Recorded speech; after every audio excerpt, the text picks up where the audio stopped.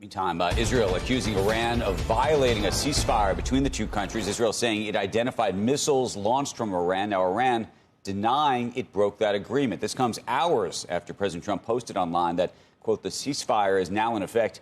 Please do not violate it, he said. The president leaving Washington this morning for a NATO summit in the Netherlands. Megan Cassella joins us now with the latest from Washington, D.C. Good morning. Guys, good morning. So a lot of moving pieces this morning on this story. It was around 1 a.m.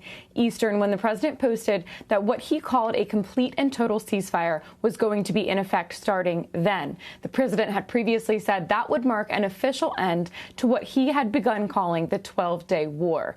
Then it was around 3:30 a.m., all these times Eastern, that Israel's defense forces said that they identified missiles launched from Iran towards Israel. This is something that Iran denies, but just in the last few minutes, guys, the IDF is calling this a severe violation of the ceasefire and says that they will respond with force. Israel's defense minister also putting out a new statement saying he had instructed the IDF in coordination with the prime minister to continue the intense activity of attacking Tehran to thwart regime targets and terrorist infrastructures in the city. So, guys, at this point, NBC News reporters on the ground have said that they have been unable to identify or to verify the situation there. So they can't say at this point for sure whether these were, in fact, Iranian missiles. But at this moment, it is not clear what happens to this ceasefire and whether the two sides are at this point agreeing to uphold it. President Trump does head to the Netherlands today, this hour, I should say, for the NATO summit. And we could hear from him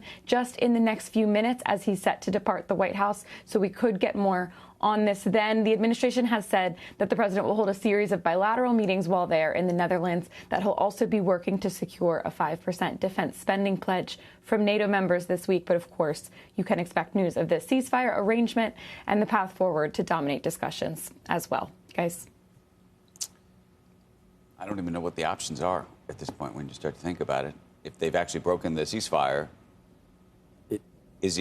I thought the retaliation yesterday was just like profound. The way that is the ideal outcome. As accommodating as Iran seemed to be. We have to do something so that we can talk about what we did internally in the country, but warn Qatar and warn the United States. Almost went to lengths to make sure no Americans were killed, and launched the same number of ordnance that were in the U.S. strike, almost saying, okay. It almost was like saying, oh, we'll see whether. And then there's other reports that Israel's ready to, they've accomplished a lot of what they wanted, especially with what happened on Saturday night. Maybe it's like tariffs. Maybe we're at least decelerating in terms of the conflict. Maybe it's not over. Maybe there's always, it seems like whenever there's a ceasefire, there's always, you hope that one side doesn't do so much that we're back full on to. Yeah, the Israeli defense minister is vowing to retaliate, but if that can be calmed down, if you can drop this, and you can understand why President Trump would want this immediate ceasefire, feeling like this was absolute success. The retaliation was something we can absolutely handle. And the journal goes there, not to that, but the journal goes to, he wants to appease the right-wing MAGA critics that it's not going to be a boots on the ground. But I imagine in the end, Israel is going to have, there will have to be some kind of special force targeted thing where they're going to have to go to figure out whether this actually worked out. You got to look at the 900 pounds of. Which may ultimately mean boots, maybe it's Israeli boots on the ground. It's somebody's boots on the ground to actually figure out. They got Mossad boots on the ground already, probably.